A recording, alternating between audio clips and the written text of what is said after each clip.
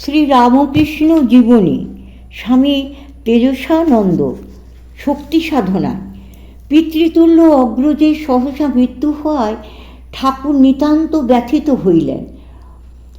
ওই ঘটনা তাহার শুদ্ধ মনের সংসারের অনিত্যতা সম্বন্ধীয় ধারণা দৃঢ় করিয়া বৈরাগ্য নল প্রজ্বলিত করিয়া দিল এবং এই সময় হইতে তিনি জগন্মাতার পূজায় সমধিক মনোনিবেশপূর্বক তাহার দর্শন লাভার্থে ব্যাকুল হইয়া উঠিলেন।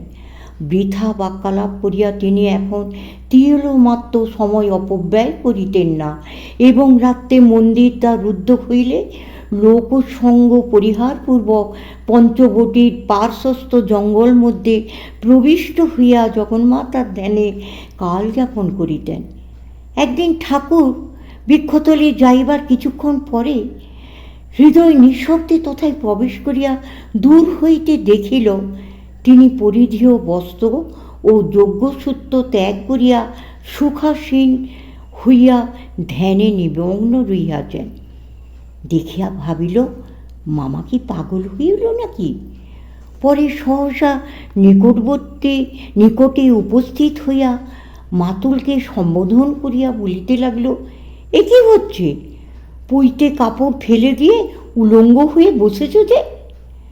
কয়েকবার ডাকাডাকির পর ঠাকুরের চৈতন্য হইল এবং হৃদয়কে নিকটে দাঁড়াইয়া ওইরূপ প্রশ্ন করিতে শুনিয়া বলিল, তুই কি জানিস এইরূপ পাশমুক্ত হয়ে ধ্যান করতে হয়? জন্মাবধি মানুষ ঘৃণা, লজ্জা, কুল, শীল, ভয়, মান, জাতি ও অভিমান এই অষ্টপাশে বদ্ধ হয়ে রয়েছে। পৈতে গাছটাও আমি ব্রাহ্মণ, সকলের চেয়ে বড় এই অভিমানের চিহ্ন এবং একটা পাশ। মাকে ডাকতে হলে ওই সব পাশ ফেলে দিয়ে এক মনে ডাকতে হয়, তাই ওই সব খুলে রেখেছি। ধ্যান করা শেষ হলে ফিরবার সময় আবার পড়ব। হৃদয় উত্তরে কিছুই বলিতে না পারিয়া সে স্থান হইতে প্রস্থান করিল। এইভাবে ঠাকুরের ধ্যানের মাত্রা দিন দিন বৃদ্ধি পাইতে লাগিল। তিনি কখনো কখনো ব্যাকুল হৃদয়ে মার নিকট প্রার্থনা করিতেন, মা, তুই রামপ্রসাদকে দেখা দিয়েছিস, আমায় কেন তবে দেখা দিবি না? আমি ধন জন ভোগ সুখ কিছুই চাহি না, আমায় দেখা দে।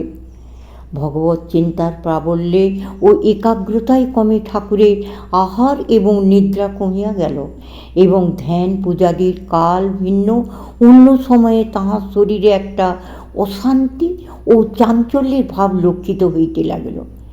একদিন অত্যধিক মানসিক যন্ত্রণায় অধীর হইয়া ঠাকুর ভাবিলেন, তবে আর এ জীবনে আবশ্যক নয়। আত্মবলি দিবার উদ্দেশ্যে মন্দির গাত্রে লম্বমান অসি গ্রহণ করিবার জন্য ঠাকুর উন্মত্তের ন্যায় ছুটিলেন। সহসা জগন্মাতার অপূর্ব দর্শন লাভ করিয়া সংজ্ঞাশূন্য হইয়া পড়িয়া গেলেন।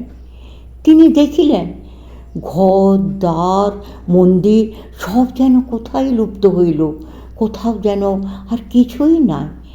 এক অসীম ও অনন্ত চেতন জ্যোতি সমুদ্রের উজ্জ্বল উর্মিমালা চারিদিক হইতে তর্জন গর্জন করিয়া তাহাকে গ্রাস করিবার জন্য মহাবেগে অগ্রসর হইতেছে। দেখিতে দেখিতে উত্তাল তরঙ্গসমূহ তাহার উপর নিপতিত হইয়া তাহাকে এককালে কোথায় ডুবাইয়া দিল। হাবুডুবু খাইয়া তিনি সংজ্ঞাশূন্য হইয়া পড়িয়া গেলেন। এই দিব্য দর্শনের বিরাম হইলে শীর্ষে জগদম্বার চিন্ময়ী মূর্তির অবিরাম দর্শন লাভের জন্য ঠাকুরের প্রাণে একটা অবিশ্রান্ত আকুল কন্দনের রোল জাগিয়া উঠিল।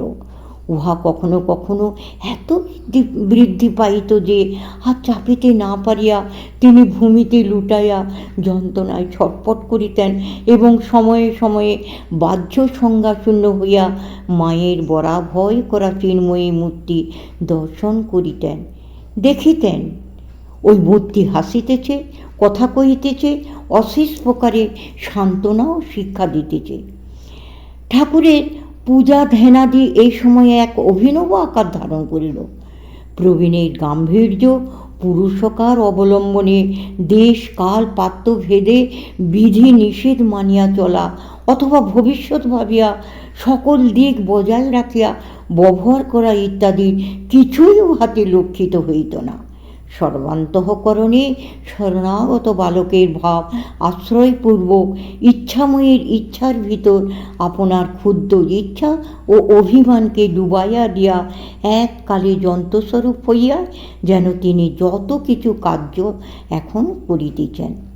মাকে অন্যাদি নিবেদন করিয়া এখন দেখিতে পাইতেন মা শ্রী অঙ্গের প্রভায় মন্দির আলো করিয়া সাক্ষাৎ খাইতে বসিয়াছেন।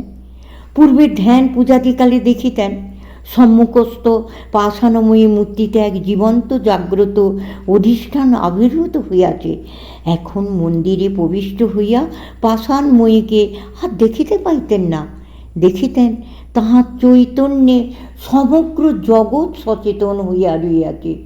তিনিই চিৎঘন মূর্তি, পরিগ্রহপূর্বক বরাভয়কর সুশোভিতা হইয়া তথায় সর্বদা বিরাজিতা। ঠাকুর বলিতেন, নাসিকায় হাত দিয়া দেখিয়াছি মা সত্য সত্যই নিঃশ্বাস ফেলিতেছেন। তন্ন তন্ন করিয়া দেখিয়া রাত্রিকালে দীপালোকে মন্দিরে মায়ের দিব্যাঙ্গের ছায়া কখনো পতিত হইতে দেখি নাই। আপন কক্ষে বসিয়া শুনিয়াছি মা পাঁজর পরিয়া বালিকার মতো আনন্দিত হইয়া ঝম ঝম শব্দ করিতে করিতে মন্দিরের উপরতলায় উঠিতেছেন।